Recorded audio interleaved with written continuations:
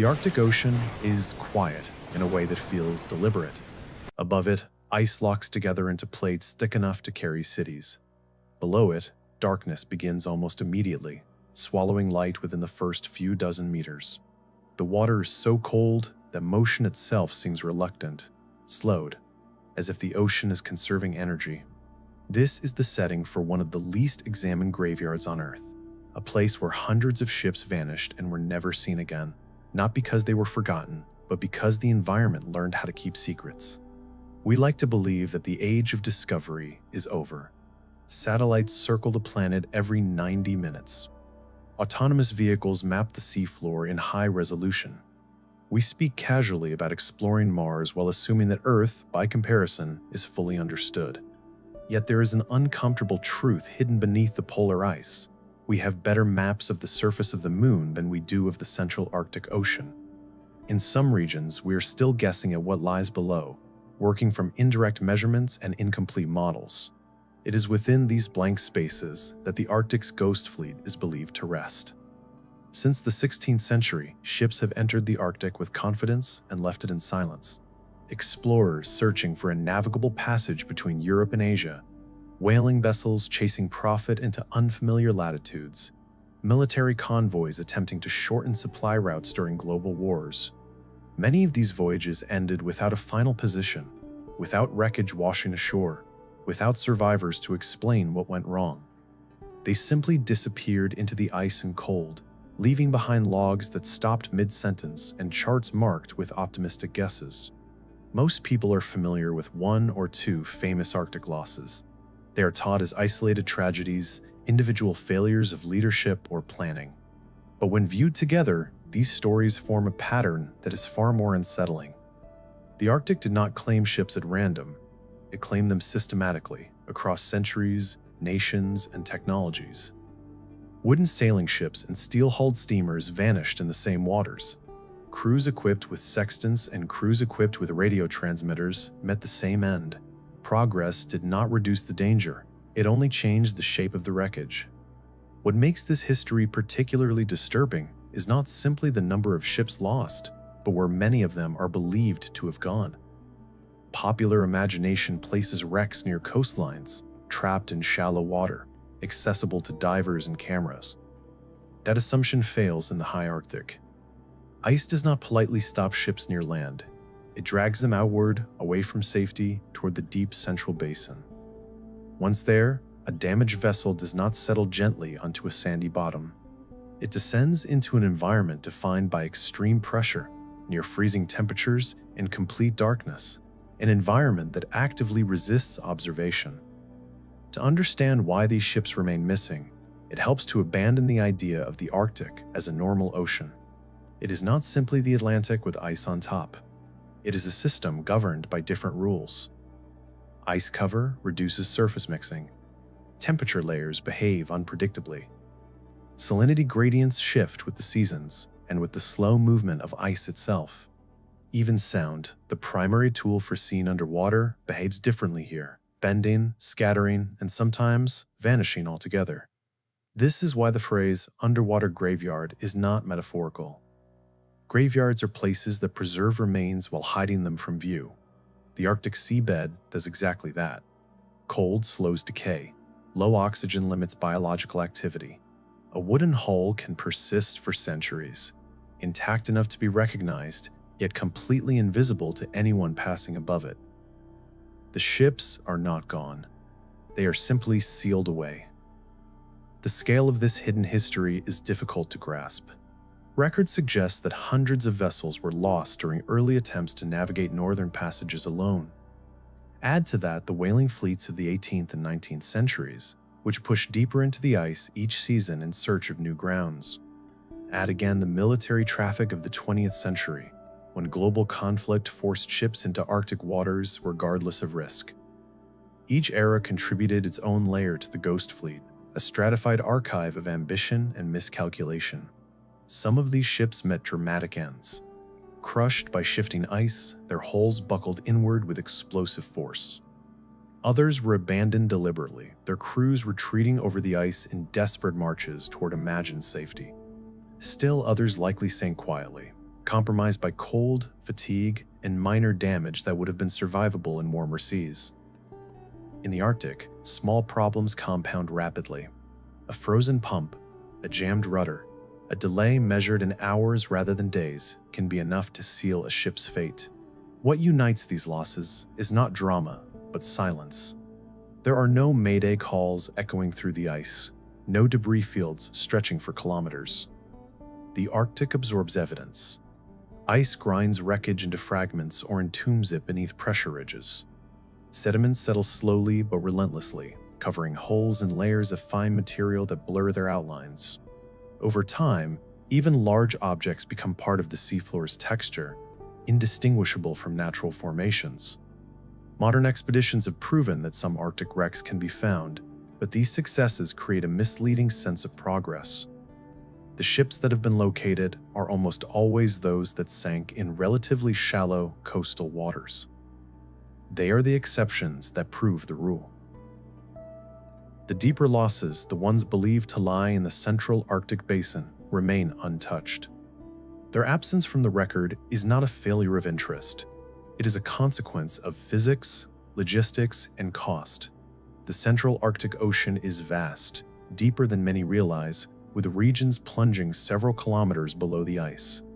Accessing these depths requires specialized vessels capable of operating for weeks in extreme cold, supported by icebreakers and constant logistical planning. Every hour of such an expedition costs enormous sums, and even then, success is not guaranteed.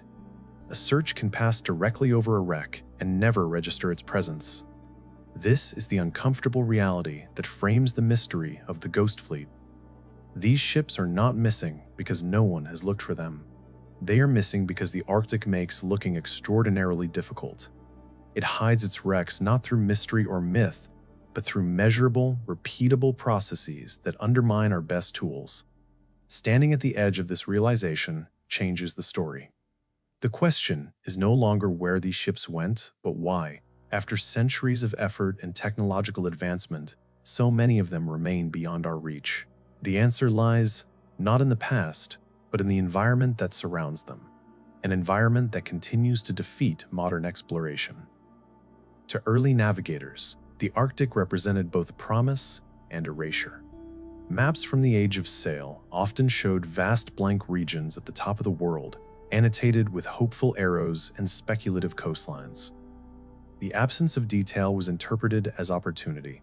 If the map was empty, then perhaps the ocean itself would be navigable. What those maps could not convey was that the Arctic does not reveal itself through gradual exploration. It punishes assumption. Routes that appear open one season close the next. Ice that seems stable fractures without warning. The environment rewrites itself constantly, erasing the traces of those who came before. This constant rewriting is one reason so many Arctic losses resist modern reconstruction. Historical records describe conditions that no longer exist in the same configuration. Ice extent changes. Currents shift subtly over decades. What was once a corridor can become a trap, and what was once a dead end can open briefly before closing again. When a ship vanished, its final position was often estimated under stress, with instruments affected by cold and exhaustion. Those estimates, passed down through archives, are sometimes the only clues available, and they can be wrong by hundreds of kilometers. Even when a position is approximately correct, the Arctic complicates matters further. Ice does not merely float. It has depth, forming keels that extend downward like submerged mountains. These keels can reach tens of meters below the surface, dragging across the seafloor in shallow regions and interacting with currents in deeper ones. A ship caught in moving ice can be pushed far from where it first lost control, carried laterally before sinking, or crushed and dispersed over a wide area. The final resting place may bear little resemblance to the last recorded location. There is also the matter of time. Many of these losses occurred long before systematic oceanographic study. No one was measuring deep currents or recording detailed temperature profiles. As a result, modern researchers are forced to reconstruct past conditions using indirect evidence. They compare ice cores, sediment layers, and climate models, attempting to infer how water might have moved centuries ago. This work is meticulous and uncertain. It offers probabilities, not answers. The popular image of a shipwreck is cinematic, a recognizable silhouette resting upright on the seabed, masts still standing, artifacts neatly arranged. In the Arctic, that image is misleading. Some wrecks may indeed be preserved in remarkable condition, but others are likely fragmented, tilted, or partially buried. Pressure at depth can collapse decks. Ice impact can tear hulls apart. Over time, sediment can cover entire sections, leaving only faint anomalies detectable by sensitive instruments. All of this contributes to a broader misconception about exploration. Finding a wreck is not simply a matter of going to the right place and looking hard enough. It requires an alignment of conditions that the Arctic rarely provides. Ice must be thin enough to allow access, weather calm enough to permit precise measurements, equipment resilient enough to function in extreme cold, and funding sufficient to sustain long operations with no guarantee of success. Remove any one of these factors, and the search fails. This reality explains why so many Arctic ship losses occupy a strange position in history. They are documented enough to be known, but inaccessible enough to remain abstract. We know the names of some ships, the dates they sailed, the hopes invested in them. We know when they failed to return. What we do not know is how they look now, where exactly they lie, or what state they are in. They exist as coordinates on a page, as lines in a ledger, as unanswered questions. The term ghost fleet captures this ambiguity. These ships are not ghosts in the supernatural sense. They do not haunt or reappear. They are ghosts in the archival sense, present in records but absent from observation. They exert influence through their absence, shaping how we think about risk, exploration, and the limits of technology.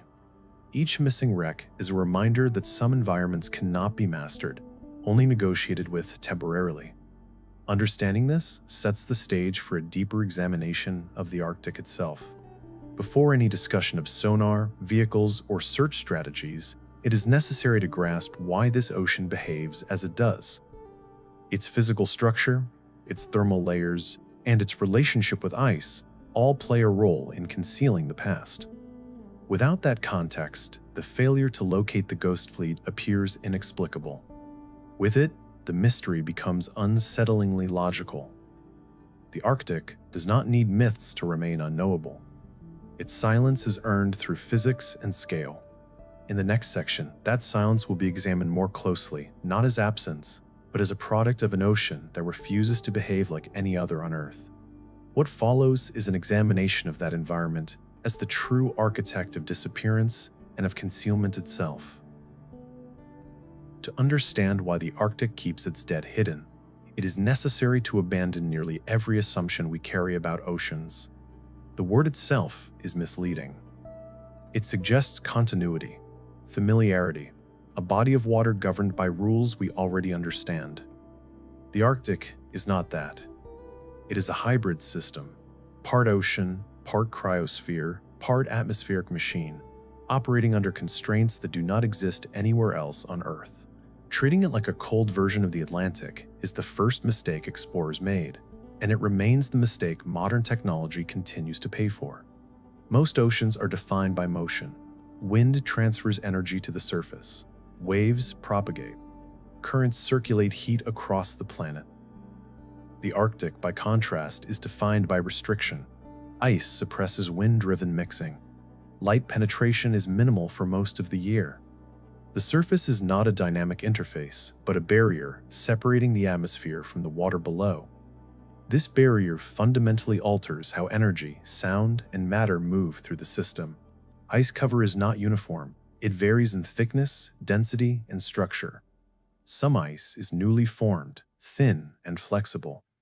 Other ice has survived multiple seasons, compressed into ridges and hummocks that can extend far below the surface.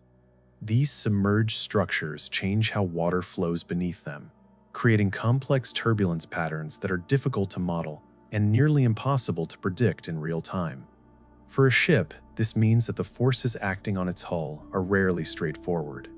For a wreck, it means that the environment continues to interact with it long after it is sunk. Below the ice, the Arctic Ocean is vertically stratified in a way that defies intuition.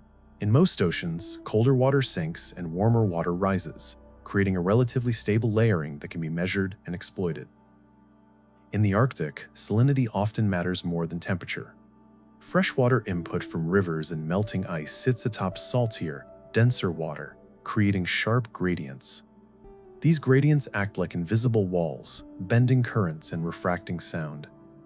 They also trap heat in unexpected places, allowing slightly warmer layers to persist at depth while the surface remains frozen. This stratification has profound consequences. It isolates the deep Arctic from surface processes, slowing circulation and limiting oxygen exchange. As a result, the deep water is cold, dark, and relatively stable over long periods. For organic remains, this stability is preservative. For investigators, it is obstructive. Objects that sink into these layers enter an environment that changes slowly, if at all, effectively freezing them in place while simultaneously sealing them away. Seasonality in the Arctic is extreme, but it does not behave like seasonality elsewhere. There is no gentle transition from winter to summer. There is ice, and there is less ice. Even in summer, much of the central Arctic remains covered, and where openings appear, they are temporary and unpredictable. These openings do not make exploration easy. They introduce new hazards. Shifting ice can close behind a vessel, trapping it far from assistance. Storms can fracture ice fields, creating moving obstacles that threaten hulls and equipment. The absence of light compounds these difficulties. For months at a time, the Arctic exists in near total darkness. This darkness extends underwater, where even during summer, light penetration is minimal due to ice cover and low sun angles. Optical systems, which are invaluable in clearer waters, are largely ineffective. Cameras see only what their artificial lights illuminate, and those lights attract particulate matter that scatters visibility further. Exploration becomes an exercise in navigating blindness. Pressure adds another layer of complexity. The central Arctic basin reaches depths exceeding 4 kilometers in places. At these depths, pressure is immense, capable of deforming structures not specifically designed to withstand it. Early ships that sank into such depths would have experienced progressive collapse as they descended, their hulls imploding inward. The debris field from such an event is not a neat wreck, but a compressed, scattered assemblage, harder to detect and harder to interpret. Temperature at depth remains near freezing year-round, hovering just above the point where seawater solidifies. This cold slows chemical reactions, including corrosion. Iron rusts more slowly. Wood decays at a reduced rate. Microbial activity is limited. From an archaeological perspective, this is ideal. From a detection perspective, it is not.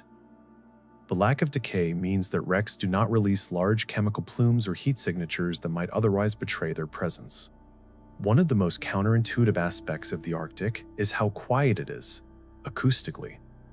In open oceans, sound travels efficiently. Sonar systems exploit this, sending pulses that bounce off the seafloor and return with information about depth and structure. In the Arctic, the situation is far more complex. Ice reflects sound in unpredictable ways. Pressure gradients bend acoustic paths. Layers of varying temperature and salinity refract signals, creating zones where sound weakens or disappears entirely. This means that the Arctic is not just dark. It is acoustically distorted. A sonar pulse may never reach the bottom. It may scatter against ice keels. It may refract upward, returning misleading data.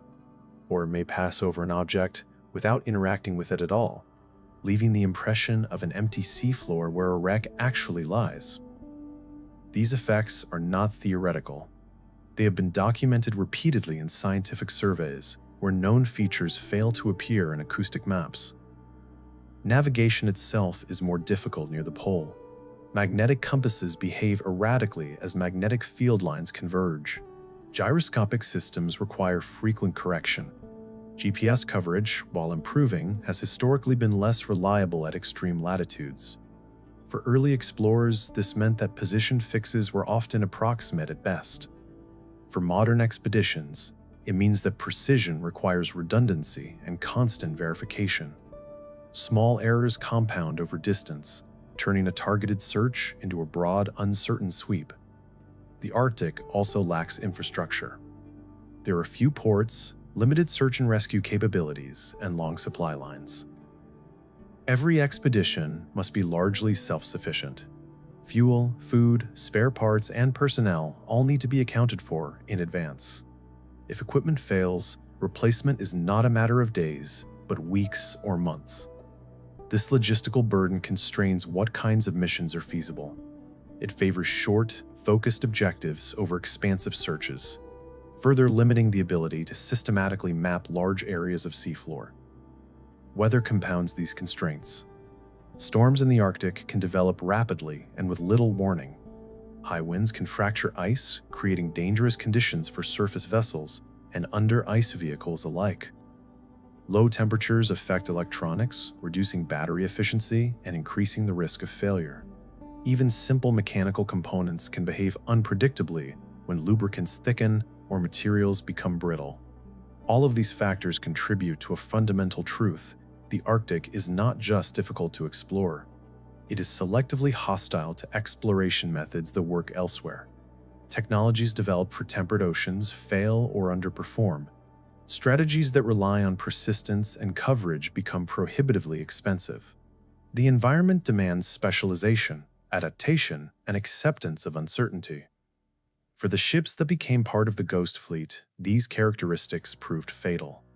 Many were designed with assumptions that did not hold. Hulls reinforced for ice might withstand pressure from one direction, but not another. Engines could fail in cold conditions they were never tested for. Navigation plans based on incomplete maps led vessels into dead ends where ice closed in faster than crews could respond. When failure occurred, rescue was unlikely. When sinking followed, the environment ensured that evidence would be minimal. This is why the Arctic's underwater graveyard is so vast and so poorly understood. It is not simply a collection of wrecks scattered across a familiar seabed. It is an archive embedded within a system that actively interferes with observation. Each layer of ice, each salinity gradient, each pressure boundary adds another filter between the past and the present. Modern science has made significant advances in understanding these processes, but understanding does not equal mastery. Models can predict general behavior, not specific outcomes. A current map might indicate where a wreck could drift over decades, but it cannot account for every interaction with ice, sediment, or terrain. The result is a range of possibilities rather than a pinpoint location. This uncertainty feeds back into the mystery. When a wreck is not found, it is tempting to imagine dramatic explanations, catastrophic events, unknown forces, sudden disappearances. In reality, the explanation is often more unsettling. The ship is there, intact or fragmented, lying in darkness, surrounded by water that absorbs sound and light, beneath ice that moves without revealing what it drags along. Recognizing the Arctic as a fundamentally different ocean reframes the problem entirely. The Ghost Fleet is not elusive because it is ancient or because records are poor. It is elusive because the environment itself is optimized for concealment. Every attempt to observe it must first overcome layers of physical resistance that have been accumulating for millennia. This realization leads naturally to the next question. If the Arctic disrupts our assumptions about water, light, and motion, what does it do to the primary sense we rely on to see underwater at all? The answer lies in sound, and in the ways the Arctic bends and breaks it.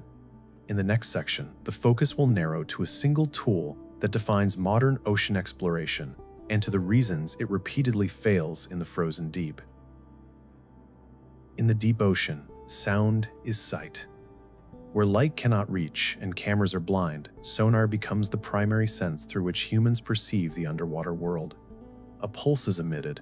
It travels through water, strikes an object or the seafloor, and returns with information encoded in its timing and intensity. From this exchange, maps are built, shapes inferred, distances calculated. Entire landscapes have been reconstructed this way. Entire wrecks have been discovered because of it. In most oceans, sonar is reliable enough to feel inevitable. In the Arctic, that confidence dissolves. At first glance, the Arctic should be well suited to sonar. Cold water is denser, which in theory allows sound to travel efficiently. The absence of heavy biological noise in deep polar regions should reduce interference. Yet again and again, surveys conducted in Arctic waters return incomplete or misleading data. Features known to exist fail to appear. The seafloor seems smoother than it is. Objects vanish into acoustic ambiguity. These failures are not random. They are the predictable result of an environment that distorts sound at every stage of its journey. To understand why, it helps to consider how sonar normally works. In a simplified model, sound travels in straight lines through water, spreading outward until it encounters something dense enough to reflect it. The time it takes for the echo to return reveals distance. Variations in return strength reveal texture and shape. This model assumes relatively uniform water properties along the sound's path. The Arctic violates that assumption almost immediately. The first disruption comes from ice. Sea ice is not a smooth, continuous sheet.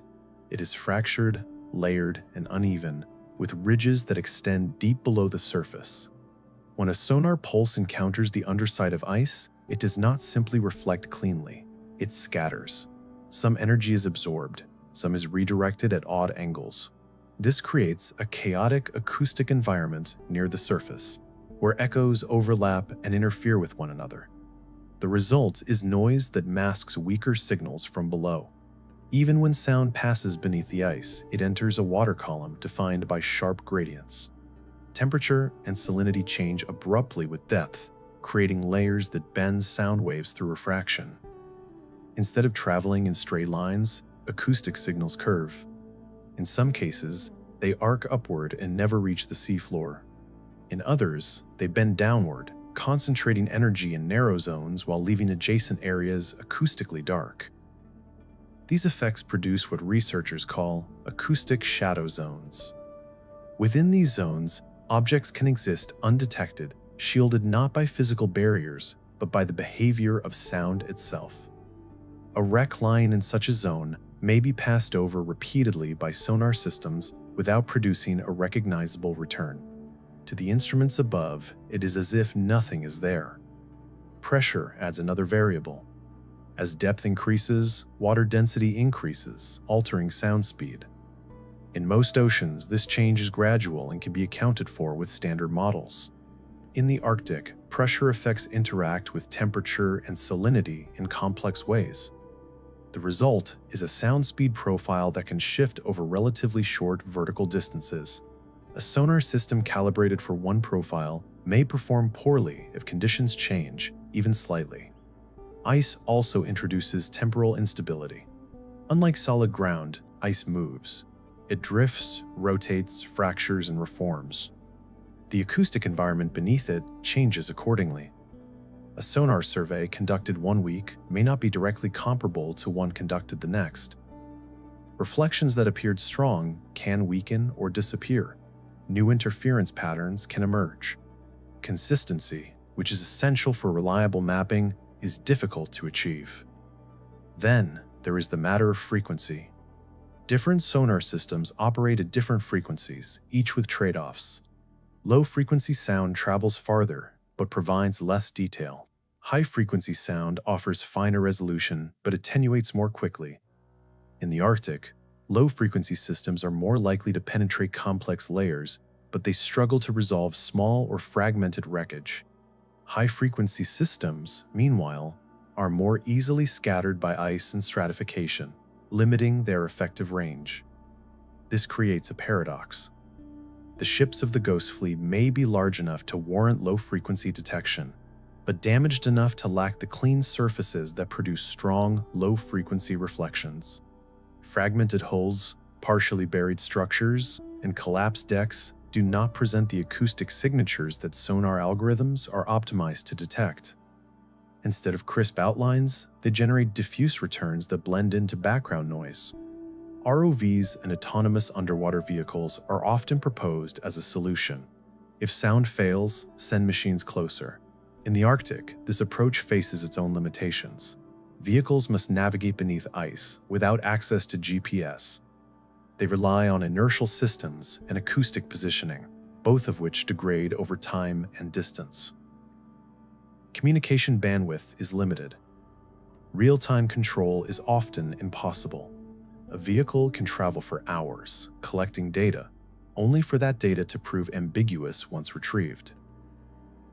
Battery performance is another constraint. Cold reduces capacity and increases the risk of failure. Missions must be carefully planned to balance coverage against endurance. This often results in narrow survey tracks rather than wide area searches. A wreck line just outside these tracks remains invisible. Even when an anomaly is detected, interpretation is challenging. In clearer waters, experienced analysts can distinguish between natural formations and man-made objects based on shape and context. In the Arctic, sediment patterns, ice scouring, and pressure effects can produce features that mimic wreckage. Conversely, actual wreckage can appear deceptively natural. Confirming a detection requires follow-up, which may not be feasible within the constraints of a single expedition. Magnetic anomalies further complicate matters. The Earth's magnetic field behaves differently near the poles. Local variations can be pronounced, influenced by geological structures and solar activity. Some search strategies rely on detecting disturbances in the magnetic field caused by metal objects. In the Arctic, background variability can overwhelm these signals. A steel hull may be indistinguishable from natural noise. These technical challenges are compounded by cost. Arctic expeditions are among the most expensive scientific operations on the planet. Ice-capable research vessels are rare and costly to operate. Support crews, fuel, insurance, and contingency planning all add to the expense. Each additional day at sea represents a significant financial commitment. As a result, missions are often designed to answer specific scientific questions rather than to conduct open-ended searches for historical wrecks. This economic reality shapes what is studied and what is ignored. Climate research, resource assessment, and strategic interests take priority. The ghost fleet, lacking immediate practical value, is rarely the primary focus. When wrecks are found, it is often incidental, a byproduct of surveys conducted for other purposes. The deeper, more remote losses remain untouched, not because they are uninteresting, but because they are impractical to pursue. There is also a human factor at play. Sonar data requires interpretation, and interpretation requires assumptions. Analysts trained on data from other oceans bring expectations that may not hold in the Arctic. Algorithms designed to flag anomalies based on typical seafloor textures may misclassify or ignore features unique to polar environments. Without extensive ground truthing, these biases persist. All of this leads to a sobering conclusion. Sonar does not fail in the Arctic because it is poorly designed or outdated. It fails because the Arctic systematically undermines the conditions sonar depends on. Sound bends, ice scatters, layers interfere, noise accumulates. The environment turns a precise instrument into a blunt one. This failure has consequences beyond archaeology. It affects submarine navigation, resource exploration, and environmental monitoring. The same acoustic challenges that hide shipwrecks also complicate efforts to track marine life, map hazards, and understand deep water processes. The ghost fleet is simply the most visible symptom of a broader limitation. When viewed through this lens, the absence of Arctic wrecks from our maps is no longer surprising. It is expected. The real surprise is that any have been found at all. Those discoveries required exceptional circumstances, shallow water, stable ice conditions, sustained funding, and a measure of luck. They are not proof that the Arctic can be fully revealed. They are reminders of how rarely the environment allows it. The implication is unsettling. There may be ships lying directly beneath known survey routes, passed over multiple times without detection. There may be entire clusters of wreckage resting in acoustic shadows, invisible until technology changes or conditions align, and there may be losses recorded in history that will never be matched to a physical location. Their material remains effectively erased from human reach. This does not mean the mystery is unsolvable, but it does mean it must be approached differently. Instead of asking why we have not found these ships, the better question is, what kind of environment could hide them so effectively? The answer lies in the interaction between ice, water, and sound, a combination that turns the Arctic into a natural cloaking system. With this understanding, the Ghost Fleet begins to feel less like a collection of isolated tragedies and more like an inevitable outcome of exploration in the wrong place at the wrong time. The ships were not lost to chance. They were lost to a system that does not accommodate intrusion. Yet within this vast hidden archive, there are specific stories, individual vessels whose fates are particularly compelling precisely because they have escaped popular attention. They are not famous. They are not romanticized. They are simply missing. In the next section, attention will turn to a small selection of these forgotten ships, not to sensationalize their loss, but to illustrate how the Arctic's mechanisms of concealment operate in real, human terms. History tends to remember its failures selectively. Some losses become symbols, endlessly retold and analyzed, while others fade into footnotes. In the Arctic, this imbalance is extreme. A small number of expeditions dominate public memory, giving the impression that the region's dangers are well understood and well documented. Beneath that surface narrative lies a deeper archive of losses that receive little attention, not because they are less significant, but because they are harder to frame. These ships did not vanish in dramatic last stands or leave behind compelling personal journals. They disappeared quietly, leaving only sparse records and unanswered questions. One such case involves early attempts to penetrate the Northeast Passage during the 17th and 18th centuries. European powers, driven by the promise of a shorter route to Asia, dispatched vessels into waters that had barely been charted. Logs from these voyages often end abruptly, with final entries noting increasing ice pressure, damaged rigging, or deteriorating weather. In several instances, ships failed to return without any confirmed wreckage or survivor accounts. The assumption at the time was that they were crushed and sunk near the ice edge. Modern analysis suggests a different possibility. Ice dynamics in the Eurasian Arctic favor lateral transport. A ship trapped in pack ice can be carried hundreds of kilometers from its point of immobilization before it sinks. If hull integrity is compromised gradually rather than catastrophically, the vessel may drift for weeks or months, embedded in ice that slowly migrates toward the central basin. When sinking finally occurs, it may do so far from land, in depths that preclude any natural rediscovery. For these early passage attempts, the absence of coastal wrecks is not evidence of shallow destruction. It is an indication of deep water loss. Whaling vessels represent another largely overlooked category. During the 18th and 19th centuries, Arctic whaling intensified rapidly. Ships pushed farther north each season, following shifting animal populations into increasingly hazardous conditions. Losses were common enough to be considered an occupational risk. Many were recorded only in company ledgers or insurance documents, with minimal detail beyond a date and a general location. What distinguishes some of these losses is their timing. Several occurred late in the season when ice was beginning to consolidate. A damaged or delayed whaler at that time would have had limited options. If beset, the crew might abandon ship and attempt to reach land over the ice, leaving the vessel behind. In some cases, such parties were rescued, providing confirmation of abandonment, but not of sinking. The ships themselves, uncrewed and locked in ice, would have drifted unattended. Their eventual descent would have gone unobserved. These abandoned whalers are compelling candidates for the Ghost Fleet because of their construction. Many were heavily built, designed to withstand ice pressure better than typical merchant ships. When they finally sank, they may have done so largely intact.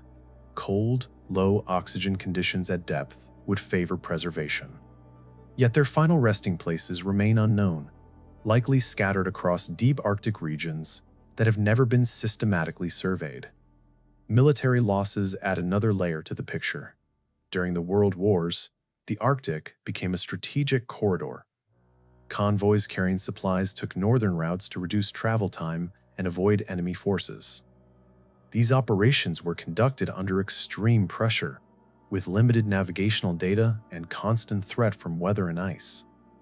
Several ships were lost under circumstances that remain poorly documented, particularly those that sank outside well-patrolled coastal zones. In some cases, records indicate a ship was last reported operating normally before communication ceased. No distress signals were received. No debris fields were observed. The assumption was often enemy action or sudden mechanical failure. Post-war investigations rarely revisited these cases in detail, especially when losses occurred far from land. Modern interest has focused on more accessible wrecks, leaving deep water losses effectively unexamined. What makes these military cases particularly intriguing is the possibility of clustered losses. Convoys traveled along defined routes. If environmental conditions in a given region were especially hostile during a particular period, multiple ships could have been affected. Without comprehensive mapping, such clusters would remain invisible, their presence inferred only through historical coincidence. Another category consists of supply and support vessels associated with early scientific expeditions. These ships were not designed for prolonged Arctic service. They carried equipment and personnel for research efforts that were themselves experimental. When such vessels failed, their loss was often overshadowed by the scientific outcomes of the missions they supported. If the primary expedition survived, the support ship's fate might receive little attention. In at least a few documented cases, support ships were reported damaged by ice and last seen retreating or attempting to reposition. They never arrived at their intended destinations. The absence of follow-up suggests that their loss was accepted as a cost of operating in an unforgiving environment. Their wrecks, if they exist, would likely lie along poorly studied corridors between coastal stations and deeper water. What unites these disparate examples is not their historical prominence, but their statistical weight. Individually, each loss might seem minor. Collectively, they represent a significant accumulation of material on the Arctic seafloor. They also illustrate how disappearance in this environment does not require extraordinary circumstances. It requires only time, ice, and depth. Reconstructing the probable fates of these ships involves combining sparse historical data with modern environmental models. Last known positions, dates, and seasonal ice conditions can be cross-referenced with reconstructions of ice drift and ocean currents. Such analyses suggest that many vessels initially lost near the margins of the Arctic were likely transported inward before sinking. This inward transport acts as a funnel, concentrating wrecks in regions that are both deep and difficult to access. There is also the question of sedimentation. The Arctic seafloor is not static. Fine sediments delivered by rivers and ice melt settle slowly but continuously. Over decades and centuries, these sediments can partially or completely bury wreckage. Burial does not destroy a ship, but it changes its acoustic signature, making it harder to distinguish from natural features. A partially buried hull may appear as a low-relief anomaly rather than a distinct object. The lack of public attention to these ships has another consequence. Without cultural pressure to investigate, funding and interest remain limited. Famous wrecks attract resources because they resonate emotionally and symbolically. Obscure losses do not. As a result, the ghost fleet grows not only through physical concealment, but through selective remembrance. Some ships are searched for, others are quietly written off. This selective focus can distort understanding. By studying only the few wrecks that are accessible, it is easy to underestimate the scale of deep water loss. It creates an illusion that most Arctic ships sank near shore and have either been found or destroyed. The evidence suggests otherwise. The Central Arctic Basin likely holds a disproportionate share of historical wreckage, precisely because it is where ships were carried when they could no longer control their fate. There is a subtle but important shift that occurs when these forgotten ships are considered together. The Arctic stops being a place of isolated disasters. and becomes a system that accumulates losses over time. Each ship adds to a submerged archive, layered by era and purpose. Exploration vessels lie near whalers. Supply ships lie near military transports. Their stories intersect not in narrative, but in geography. The absence of these wrecks from popular history also affects how risk is perceived. If losses are remembered as rare and dramatic, they can be dismissed as anomalies. If they are understood as numerous and systematic, they demand a different interpretation. The Arctic emerges not as a place that occasionally defeats human effort, but as one that does so consistently in ways that are difficult to observe after the fact. These ships no longer matter in a practical sense. They do not block shipping lanes or contain recoverable cargo of value. Their importance lies elsewhere. They are markers of the limits of knowledge, reminders that even well-documented human activity can vanish almost completely when it intersects with the wrong environment. The Ghost Fleet is therefore not defined by any single wreck. It is defined by accumulation, by the quiet addition of ship after ship to a region that hides them effectively and without malice. Each forgotten loss reinforces the same conclusion, that disappearance in the Arctic is not exceptional, but expected. Understanding this prepares the ground for a more comprehensive explanation of why these wrecks have remained undetected for so long. The ships are not only hidden by ice and depth, they are also moved, altered, and in some cases erased by processes that continue long after they sink. In the next section, attention will shift from individual vessels to the forces that act on them after loss, forces that ensure the Arctic's underwater graveyard remains incomplete and unstable, even in the absence of human interference. When a ship sinks in most oceans, its story largely ends. Gravity pulls it down, it settles onto the seabed, and aside from slow decay, it remains where it fell. The Arctic does not allow this kind of finality. Here, sinking is not an endpoint, but a transition into a system that continues to act on the wreck for decades, sometimes centuries. The ice does not simply witness loss, it participates in it, reshaping, redistributing, and in some cases erasing what remains. The most important misconception about Arctic shipwrecks is the idea of fixity. We imagine a wreck as a static object, resting quietly at a known depth. In the Arctic, motion persists long after human control ends. Ice, water, and sediment interact in ways that ensure that few wrecks remain exactly where they first went down. The process often begins before the ship even sinks. A vessel trapped in pack ice is rarely stationary. Ice flows drift under the influence of wind and current, sometimes rotating, sometimes accelerating unpredictably. A beset ship becomes part of this system, carried along with the ice whether its crew intends it or not. Historical accounts describe ships drifting for weeks or months, moving hundreds of kilometers without propulsion. If sinking occurs during this drift, the final location may be far removed from the last recorded position.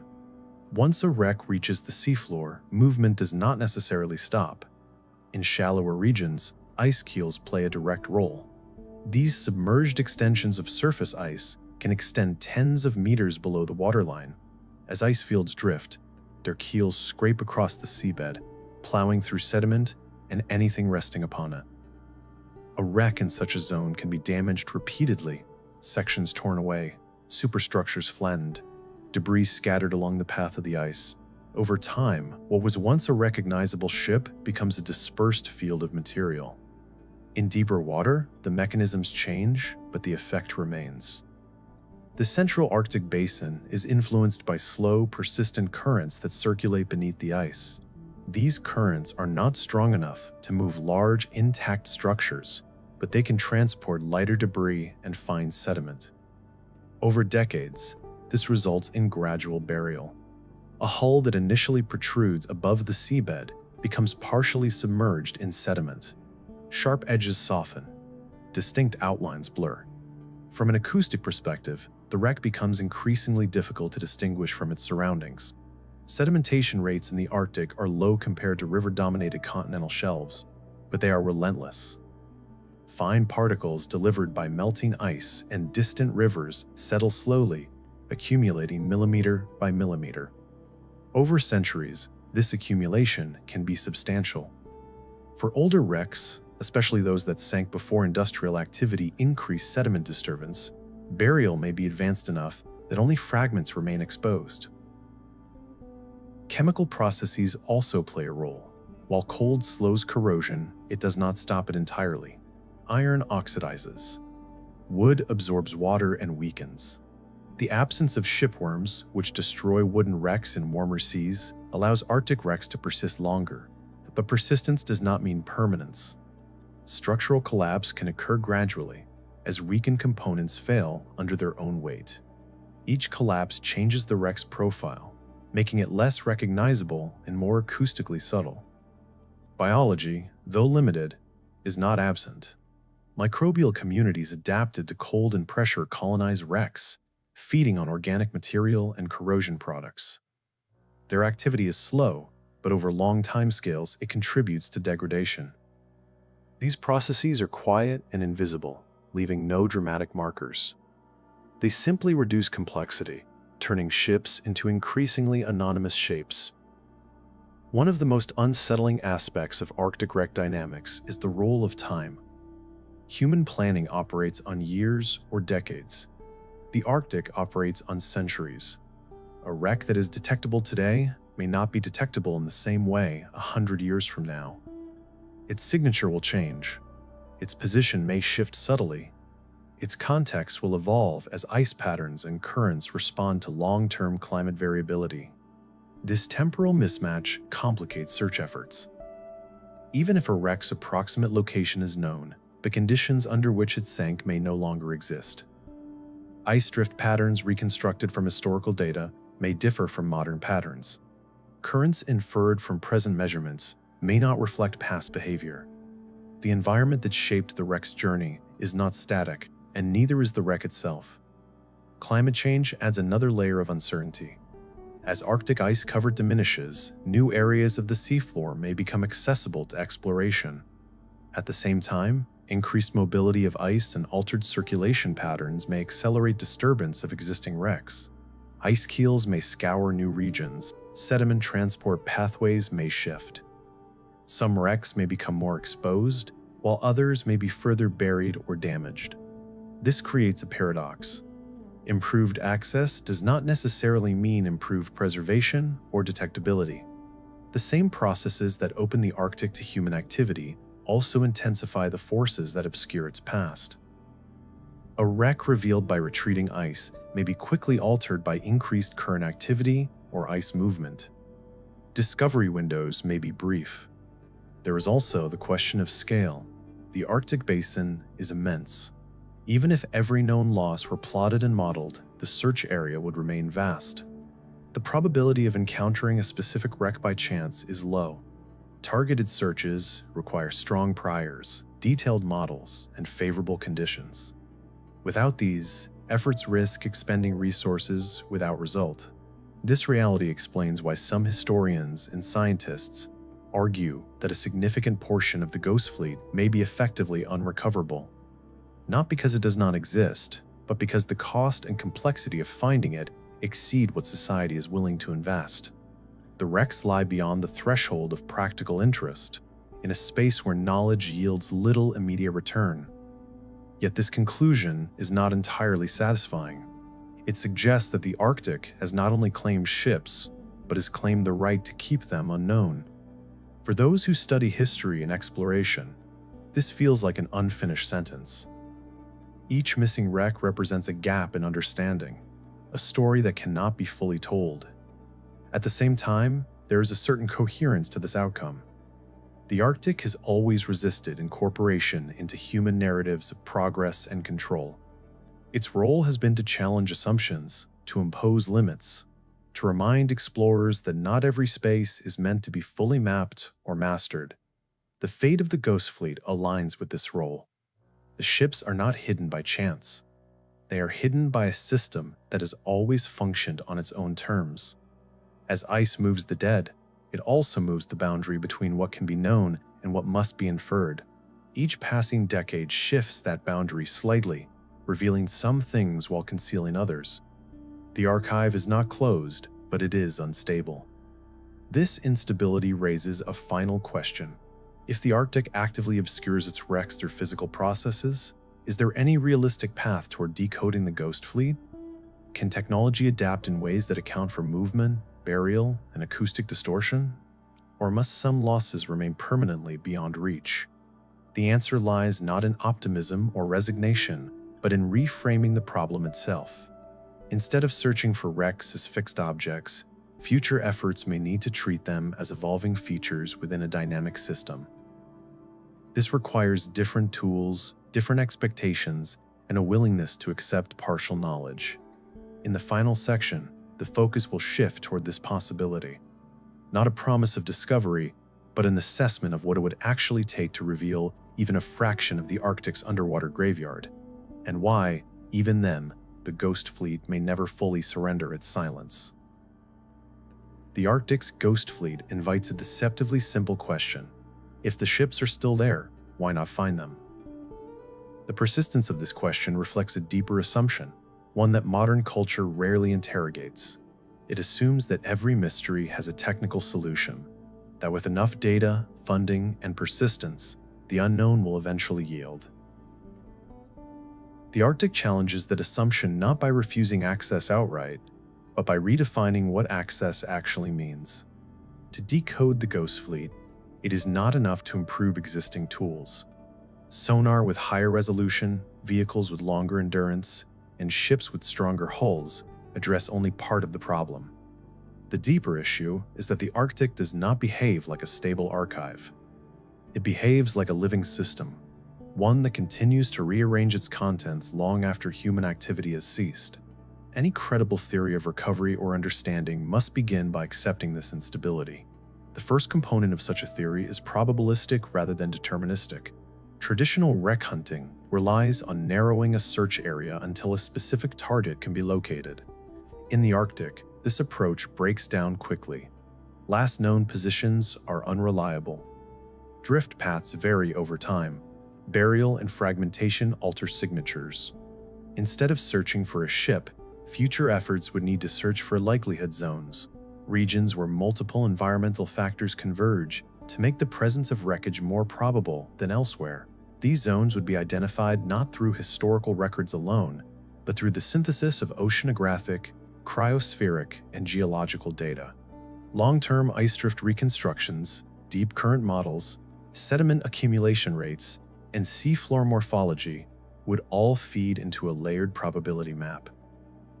The output would not be a point on a chart, but a gradient of expectation. Some areas would be statistically dense with potential wreckage, others effectively empty. Even within high probability zones, expectations would need to be recalibrated. The goal would not be to find intact, iconic wrecks, but to detect patterns of material presence: scattered timber, concentrations of iron, subtle disruptions in sediment layers, in other words, traces rather than objects. This represents a fundamental shift in mindset from archaeology as discovery to archaeology as inference. Achieving this would require specialized instrumentation, not just sonar, but multi-sensor platforms capable of combining acoustic, magnetic, chemical, and visual data at close range. These platforms would need to operate autonomously for extended periods beneath ice, navigating without real-time human input. They would need to tolerate failure, loss, and ambiguity as normal conditions rather than exceptions. The cost of developing and deploying such systems would be immense. More importantly, the return on investment would be uncertain. A mission might confirm the presence of historical material without ever identifying a specific vessel. It might produce maps of probability rather than images of hulls. For funding agencies and governments, this is a difficult proposition. It offers knowledge without spectacle. There is also a geopolitical dimension.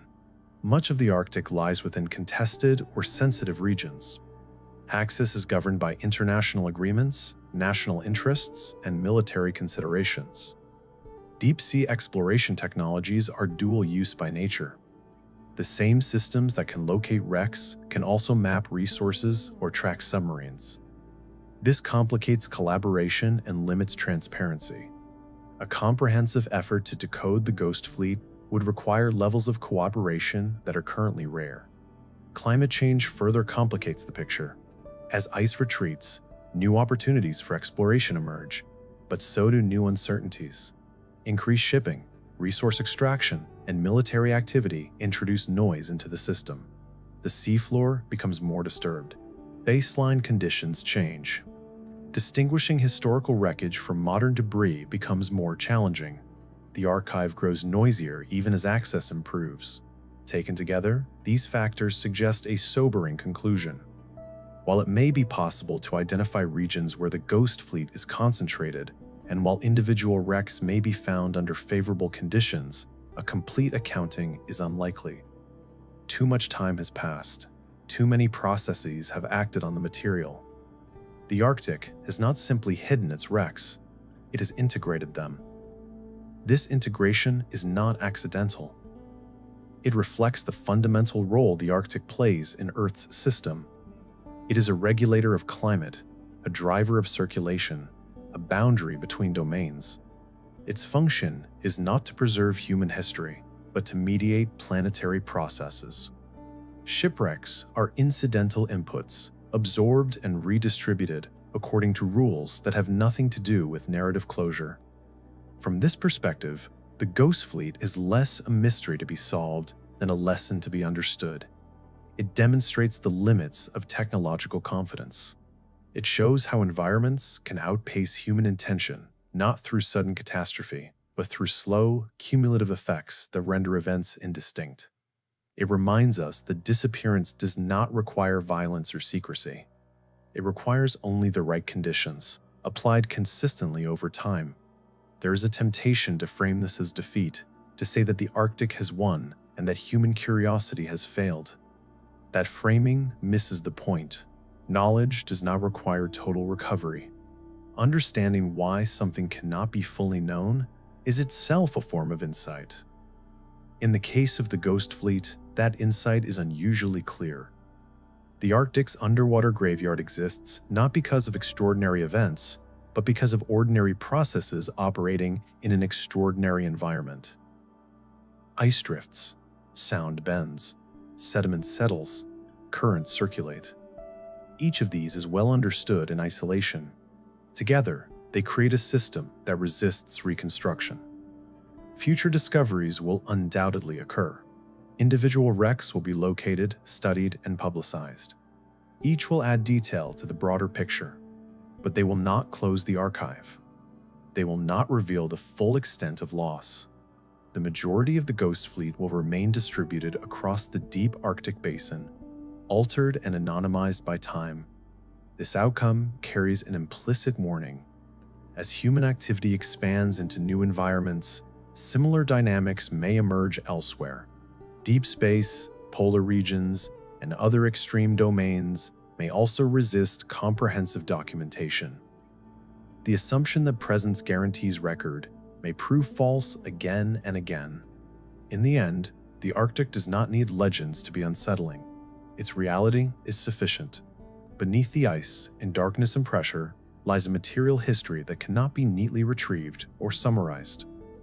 The ships are there in some form, but they do not announce themselves. They do not demand recognition. The Ghost Fleet remains not because we have failed to search hard enough, but because the Arctic was never meant to be an archive we could fully read. It is an environment that absorbs human ambition and renders it indistinct, not out of hostility, but indifference.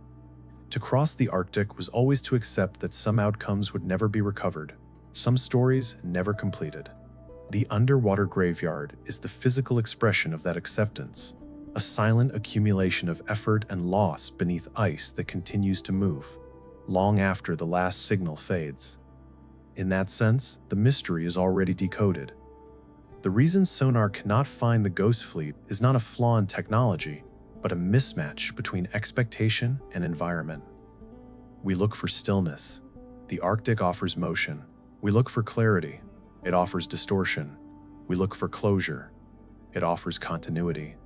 And beneath the frozen surface, the ships remain, not waiting to be found, but continuing to disappear slowly into a system that has no memory of their names.